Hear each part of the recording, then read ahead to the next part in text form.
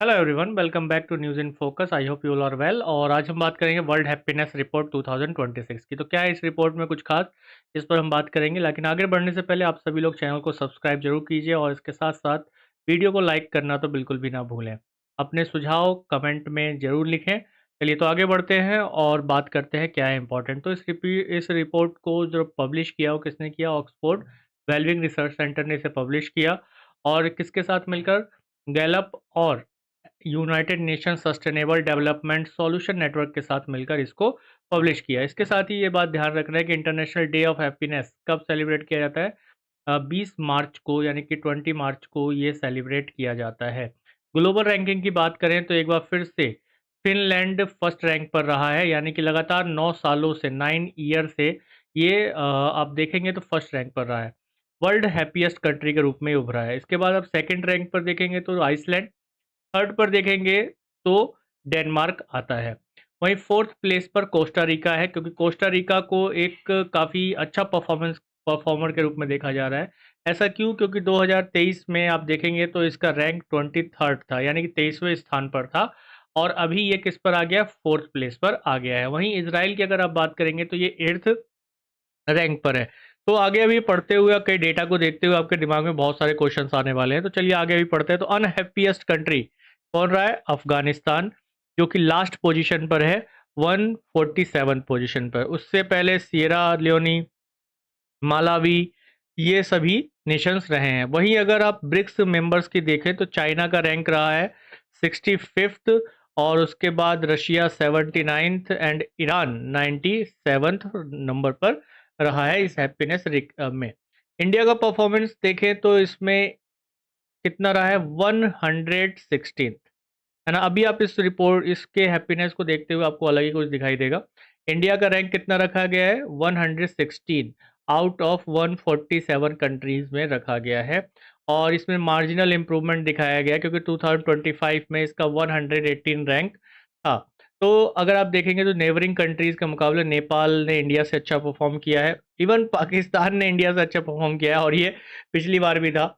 अभी आप देखेंगे कि जो मेजरमेंट है, लाइक जैसे जीडीपी पर कैपिटा, तो पाकिस्तान का जीडीपी कहाँ जा रहा है, ये हम सभी लोग बहुत अच्छे से जानते हैं, दुनिया बहुत अच्छे से जानती है। तो इस रिपोर्ट का रिलेवेंस काफ़ी हद तक ऐसा लग रहा है कि क्वेश्चनेबल हो जाता है ना, रिपोर्ट काफ़ी क्वेश्चनेबल हो जाती है। बांग्लादेश का सिचुएशन अभी आप देखिए, ठीक है, कि वो क्या बना हुआ है। तो खैर बांग्लादेश का तो इंडिया से नीचे रहा ही, लेकिन बांग्लादेश का सिचुएशन भी काफ़ी वर्स्ट बना हुआ है। और इवन अगर पाकिस्तान के मुकाबले बांग्लादेश को देखा जाए तो वो ज़्यादा हैप्पी रहेगा। वहीं अगर श्रीलंका की बात की जाए तो 134th इसका रहा है। लेकिन इंडिया का जो हैप्पीनेस इंडेक्स है वो कुछ अलग ही जा रहा है। तो यहाँ पे मेजरमेंट अगर आप देखेंगे तो की मेजरमेंट क्या है? GDP, per capita, social support, healthy life expectancies, freedom. Freedom की बात करें तो पाकिस्तान कितना फ्रीडम है, और सोशल सपोर्ट की बात करें तो वो कितना है। तो मैं यहाँ कोई कंट्रोवर्सी की बात नहीं कर रहा हूँ, लेकिन बस इसके जो की वेरिएबल्स है जिसके थ्रू हम देखते हैं कि रैंकिंग डिटरमाइन की जाती है ना, उसमें आप हेल्दी लाइफ एक्सपेक्टेंसीज की बात करें तो पाकिस्तान में क्या है और बांग्लादेश में क्या सिचुएशन है, हम लोग देख रहे हैं। ठीक है, और लाइफ एक्सपेक्टेंसी की अगर आप बात करें तो अब इसराइल में भी देखिए कि रोज बमबारियां हो रही है, लोग मर रहे हैं। उसके बाद भी वो कहाँ पर है? फ्रीडम, जनरेसिटी, और सीधा सा देखिए परसेप्शंस ऑफ करप्शन। वाह, करप्शन की अगर हम बात करें तो ये अलग ही चीज़ में जा रहा है। तो अपने आप में ये रिपोर्ट एक ऐसा दिखाता है कि भाई एक पता नहीं क्या सिनेरियो सेट करना चाह रहा है। तो खैर अपने को तो ये ध्यान में रखना है कि भाई कितना रैंक में रहा है। हालाँकि इससे बनने वाले क्वेश्चंस हमें केवल केवल इस मामले में देखना है कि ह्यूमन डेवलपमेंट इंडेक्स जो रहता है, या ह्यूमन डेवलपमेंट के पॉइंट ऑफ व्यू से देख लेना है, और अपने प्रीलिम्स का क्या क्वेश्चन बनता है उससे। तो इसमें एक और चीज़ रखा गया है कि जो सोशल मीडिया है उसको भी एक हैप्पीनेस के रूप में देखा गया है कि भाई गोल्डी लॉक्स रूल, इसका एक गोल्डी लॉक रूल है। क्या रूल है कि रिसर्चर्स ये मानते हैं कि अगर आप सोशल मीडिया का एक दिन में 1 घंटा या उससे कम यूज़ करते हैं तो ये भाई अच्छी बात है। ठीक है, ये आप अच्छी बात है, वेल बीइंग है। अगर आप जीरो करते हैं, जीरो से एकदम बीरो, बिल्कुल जीरो नहीं कर रहे हैं, 1 घंटे के बीच में कर रहे हैं, तो अच्छी बात है। क्योंकि जीरो अगर आप करेंगे तो आप एक तरीके से आइसोलेटेड महसूस करते हैं अपने आप को, आप पूरी दुनिया से अलग महसूस करते हैं, क्योंकि सोशल मीडिया इस समय क्या हो चुका है? हमारी लाइफ का एक पार्ट हो चुका है। ग्लोबल एवरेज की अगर हम बात करें तो ये कितना 2.5 आवर्स पर डे हो चुका है, ठीक है, जो कि ये हार्मफुल ज़ोन में आता है। तो यहाँ पे 2 चीज़ें यहाँ पे देखने वाली होगी। एक तो सोशल मीडिया प्लेटफ़ॉर्म कुछ जैसे व्हाट्सएप और फ़ेसबुक है जो कि कम्युनिकेशन के लिए यूज़ होते हैं, और एक पैसिव या विज़ुअल प्लेटफ़ॉर्म है लाइक इंस्टाग्राम, टिकटॉक ऐसे, जिस पर हम क्या कर रहे होते हैं, लगातार बस विज़ुअल कर रहे होते हैं, स्क्रॉल कर रहे होते हैं, रील्स जो है वो देख रहे होते हैं, और किसी दूसरे की जो फ़िल्टर फ़ोटो है और उसके लाइफ़ को देखकर हम जो है अपने आप को क्या महसूस करने लगते हैं, छोटा महसूस करने लगते हैं, या उसकी तरह होने की कोशिश करते हैं, और इससे क्या होता है कि हमारे अंदर एक अनहैप्पीनेस क्रिएट होता है, हम हैप्पी नहीं हो रहे होते हैं।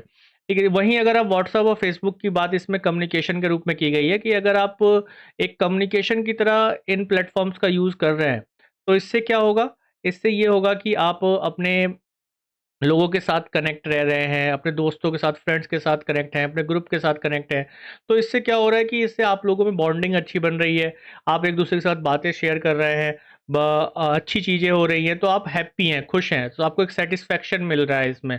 तो ये चीज़ को इसमें देखा गया है कि अगर आप एक लिमिट तक चीज़ों को यूज़ कर रहे हैं, सोशल मीडिया को यूज़ कर रहे हैं, तो अच्छी बात है। जब वो अनलिमिटेड हो जाता है, यानी कि आप पूरा दिन उसमें स्क्रॉलिंग कर रहे हैं, तो वो गलत है। ख़ास तौर पे जो पैसिव और विजुअल प्लेटफ़ॉर्म हैं, उनको लेकर इस रिपोर्ट में ऐसा कहा गया है। तो ओवरऑल ये एक रिपोर्ट थी जो कि हैप्पीनेस को दिखाता है कंट्रीज़ के।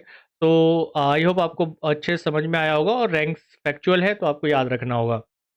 Thank you everyone. मेरा नाम त्रिभुवनजीत सिंह है। आप इंस्टाग्राम पे फ़ॉलो कर सकते हैं। पीडीएफ के लिए आप टेलीग्राम पर जा सकते हैं।